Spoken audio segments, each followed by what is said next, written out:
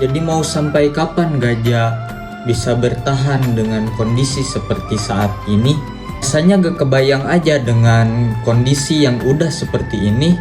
Mau gimana lagi gajah harus bertahan? Tapi ini sebenarnya pemikiran yang keliru. Faktanya, rakyat Palestina mengalami penjajahan selama 75 tahun, tapi sampai hari ini mereka masih bertahan dan terus berjuang. Dan faktanya lagi, 16 tahun rakyat gajah hidup dalam blokade yang disebut open air prison dengan segala keterbatasannya. Namun, bukan hanya sekedar bertahan, hari ini mereka maju melakukan perlawanan. Gak heran kalau menilik asal-usul nama gajah itu sendiri. Berasal dari kata izzah, bermartabat, kekuatan, dan tak terkalahkan. Sejarah penduduk yang mendiami gajah terkenal sebagai bangsa yang kokoh. Meski berkali-kali berusaha dikuasai, maka keliru jika menyaksikan sampai kapan gajah bisa bertahan. Rasanya gak salah mengatakan atas izin Allah mereka akan terus bertahan sampai meraih kemenangan. Ini bukan sekedar memupuk semangat tanpa landasan, sebab berbagai isyarat telah mengarah pada kemenangan tersebut. Nah, apa aja syarat itu?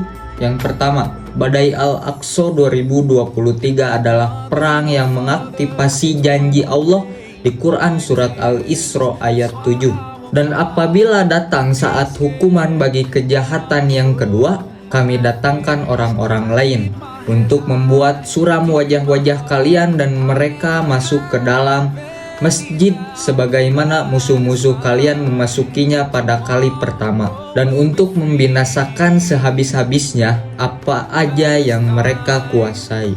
Menurut Dr. Muhammad Ahmad Al-Mubayyad dalam buku Ensiklopedia Akhir Zaman, tafsiran membuat suram wajah-wajah mereka maknanya adalah membuat buruk image Israel sehingga terjadi kehancuran secara ekonomi, militer, dan aspek lainnya, membuat mereka terhina dan rendah derajatnya sampai meluluh lantakan eksistensi mereka. Di sisi lain, penduduk dunia bahu-membahu melalui lisan-lisan yang gak berhenti mengabarkan kebenaran dan mematahkan propaganda Israel di sosial media. Jempol-jempol julid dan nyinyiran bersekil yang terus menghinakan dan menjatuhkan mental pasukan Israel. Tangan-tangan pemboikotan yang terus menekan perekonomian Israel dan sekutunya hingga ketar-ketir.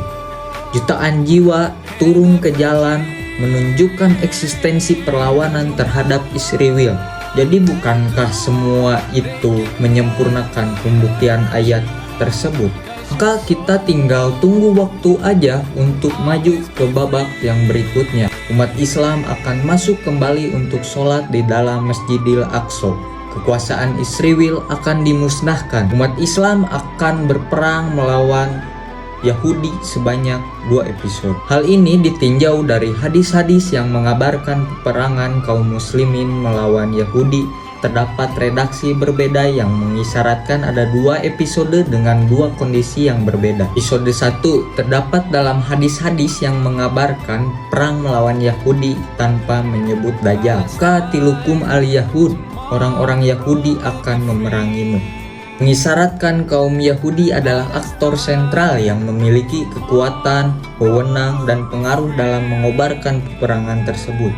Pendapat Syekh Ahmad Yasin tentang kehancuran Israel tahun 2027.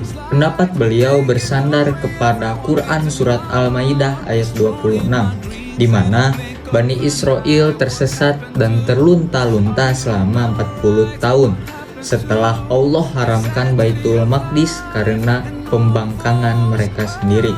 40 tahun adalah periode terjadinya perubahan generasi. Generasi Bani Israel yang lemah dan membangkang setelah 40 tahun telah diganti dengan generasi baru yang lebih baik, seiring Allah cabut hukuman atas mereka. Syekh Ahmad Yasin kemudian membagi perubahan generasi Palestina ke dalam 3 periode per 40 tahun. Di tahun 2023 terhitung telah memasuki 36 tahun perlawanan oleh generasi ketiga dengan perkembangan para pejuang dan pencapaiannya yang membuat musuh gentar dan kacau. Maka dengan izin Allah akan segera mencapai pada puncak kemenangannya. Pada tahun 1987 bermodalkan hanya ketapel dan batu untuk mengusir penjajah. Lalu tahun sekarang 2023 memiliki roket jarak jauh daya jelajah 250 km atau setara jarak dari Jakarta ke Pangandaran. Allah sedang memuliakan penduduk-penduduk Gaza dan rakyat Palestina untuk mewujudkan janjinya. Beruntung kalau kita mau ikut ambil bagian walau cuma secuil aksi perjuangan yang rasanya gak seberapa, tapi yang fisabilillah gak akan lupa dicatat oleh Allah Subhanahu wa Ta'ala.